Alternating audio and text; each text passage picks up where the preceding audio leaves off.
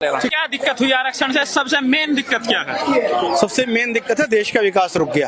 कैसे? आज जो प्रतिभाशाली युवा है, अभी आपको छोटा सा एग्जांपल मैं देता हूँ। जेई मेंस का जो कट ऑफ है, जनरल का 105 नंबर में बंद हुआ और शेड्यूल कास्ट का 45 नंबर में। अब सीधा सा इसका मतलब क्या है कि जिस बच्चे ने 104 नंबर लाया वो तो बाहर घूमेगा, और जो 45 लाया वो 104 वाले की सीट में कब्जा करके बैठेगा। वो जो प्रतिभा थी उस बच्चे की, उसका देश ने क्या मोल चुकाया? जो देश को एक प्रतिभाशाली वैज्ञानिक, प्रतिभाशाली इंजीनियर मिलना चाहिए था, राष्ट्र उससे वंचित रह गया। और संसाधन कहां खर्च किए गए? उस व्यक्ति के ऊपर जो उसके लायक नहीं था। तो अल्टीमेटली आज भारत हथियार खरीदने की बात करता है, राफेल खरीदने की बात करता है, तमाम बात करता है। अगर आपने अपनी प्रतिभाओं को अवसर दिया होता तो क्या हम इन हथियारों को बेचने की अवस्था में नहीं होते? मैं गलत कह रहा हूं तो आप मेरी बात को बताइएगा।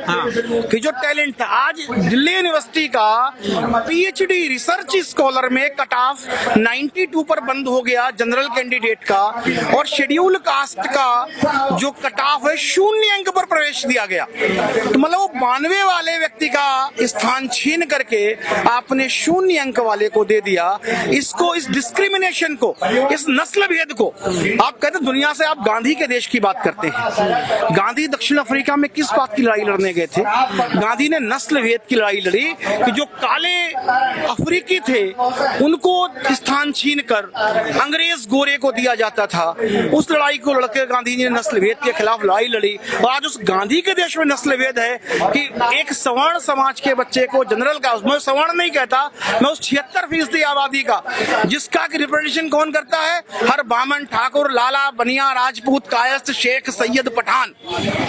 जो देश की 24% SC ST की आबादी को छोड़कर शेष 76% आबादी है, उसके खिलाफ जो नस्ल भेद है, वो संविधान में नस्ल भेद की व्यवस्था है। जब तक समानता का अधिकार नहीं मिलता तो क्या देश विश्व गुरु हो सकता है? बात तो है, मामला रिप्रेजेंटेशन का है। हाँ। तो जो SC ST समाज के जो लोग हैं, जब आजादी के समय पर उनको इसीलिए दिया गया था क्योंकि जो शैक्षणिक आधार पर और जो सामाजिक आधार पर वो लोग पिछड़े हुए थे।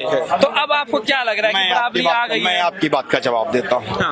अभी हफ्ता 10 दिन पहले पार्लियामेंट की रिपोर्ट है, मंत्री जी ने सदन में घोषणा की है, जो कि ऑन द रिकॉर्ड है गवर्नमेंट के, कि SC ST का जो रिप्रेजेंटेशन है सरकारी नौकरियों में, उनकी आबादी का अनुपात 24 है ऑफिशियल सेंसस, सेंसस की वेबसाइट के ऊपर, और 29.5% हो चुका है। तो जो प्रतिनिधित्व आप कहते हैं ना, प्रतिनिधित्व नहीं मिला उनको उनके जनसंख्या के अनुपात में, तो आज वो नौकरियों में जनसंख्या में अपने, नहीं एक मिनट मेरी बात को पूरी होने दीजिए, अपनी जनसंख्या के प्रतिनिधित्व से अधिक हैं। तो अब तो सरकार को ये करना चाहिए, कम से कम अगले 10-20 वर्षों के लिए SC ST की भर्तियों पर प्रतिबंध लगाया जाए, ताकि वो 24% आबादी 24% नौकरियों पर आ पाए, उसके बाद वापस उनको प्रतिनिधित्व देने की व्यवस्था की जाए। नहीं, मैं गलत कह रहा हूँ भाई? हाँ, आप ठीक कह रहे हैं। ठीक है भाई, एक बात बताइए आप, क्योंकि सवाल ये है, जो लोग आरक्षण के पक्ष में हैं, वो लोग ये भी कह रहे हैं कि जातिगत के आधार पर जो है जनगणना कराई जाए, और जो है जिसकी जितनी संख्या उसको मैं बताता हूँ आपको। जो आप मैंने एक RTI लगाई, रजिस्ट्रार सेंसस ऑफ इंडिया को, और मैंने उनको पूछा कि आपने जातिगत आंकड़े क्या हैं जनसंख्या के आपके पास? मेरे पास लिखित जवाब है, आप चाहें तो मुझसे ले सकते हैं। उन्होंने ये कहा है कि हमने SC ST गिनवाए हैं और वो 24% हैं, जिसका आंकड़ा सेंसस ऑफ इंडिया रजिस्ट्रार की वेबसाइट पर अवेलेबल है।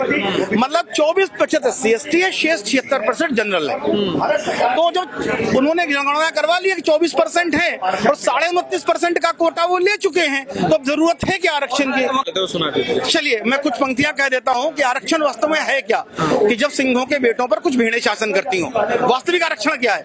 कि जब सिंहों के बेटों पर कुछ भेड़ें शासन करती हों और बैसाखी की दम पर आगे बढ़ने का दम भरती हों, और जब घोड़ों के पांव बांध गधे जितवाए जाते हों, और जब जुगनू दिनमानों के सर पर बैठाए जाते हों, और कुछ सियार जब जंगल के राजा घोषित हो जाते हों, और सिंह शावक जब उनके सर पर चमर डुलाते हों, ऐसी बदहाल व्यवस्था को कैसे मैं लोकतंत्र कह दूं? अपने इस भारत को बोलो, क्या सच में स्वतंत्र कह दूं?